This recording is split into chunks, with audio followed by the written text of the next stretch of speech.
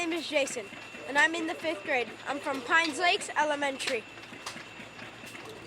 I was invited to Fort Meade to check out the Florida Flywheelers show.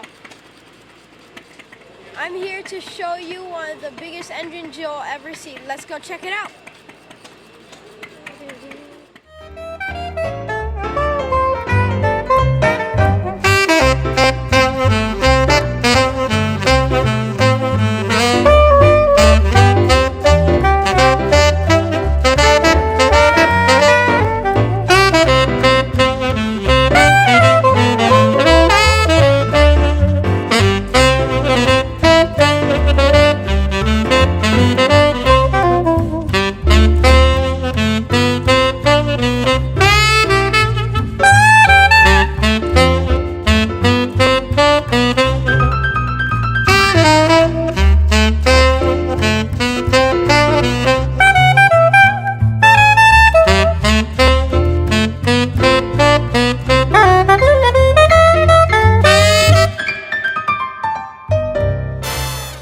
I'm here with Fred, and he's going to show us around this.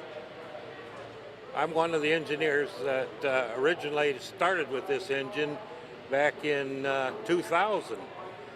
The engine came down here in 98, and we put it together in about 3 years, and it is today, and it will run. After a bit, we'll start it up and show you.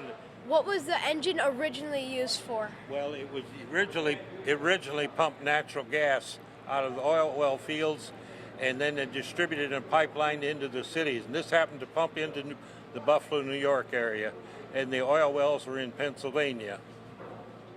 How much does the engine weigh?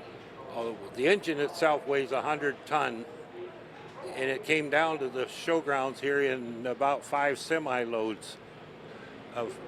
This particular part here is the far end of the engine, and it runs on a slide rail from a connecting rod from the pistons, and we're going to walk around here, and I'll explain a few things what's going on. What you see here beside me is a drip oiler with a sight in it, so you can check the oil, and then you will close it back up once you see the oil. This tube here happens to be the air intake for the carburetors coming in from outside and then up through the base of the engine and then up to the carburetors is where it's going. And then we come to this slide connecting rod here with the piston being running in between. This is carried on a slide rail here, another oiler and starter. And we're going on down to the compartment where the engine, this is called a crosshead.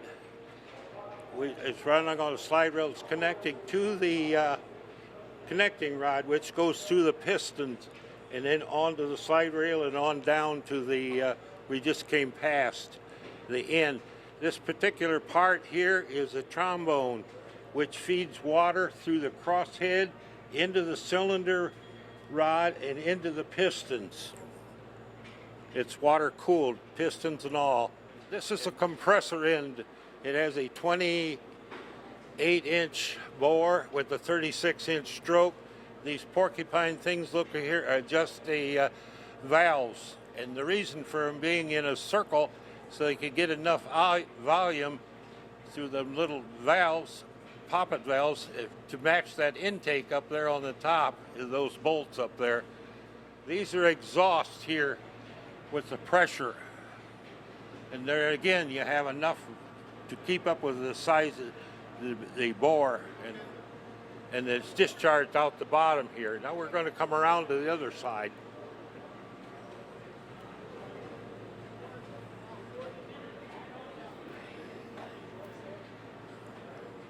How long was it in operation before it was retired?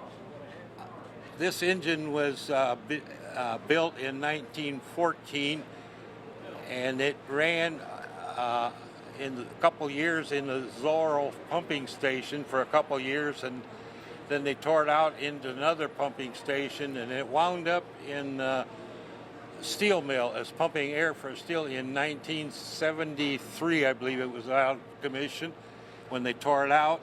And Do they still pump natural gas with engines similar to this?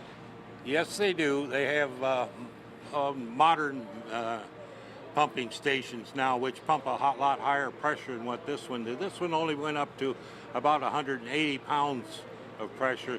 The new ones, I'm not sure where they go. Some are around 1,000 pounds, the new ones still. And there you have it. I hope you had a fun time learning something new today. That's probably the biggest engine I'll ever see and you'll ever see. I'll see you next time on Lights, Camera, Traction.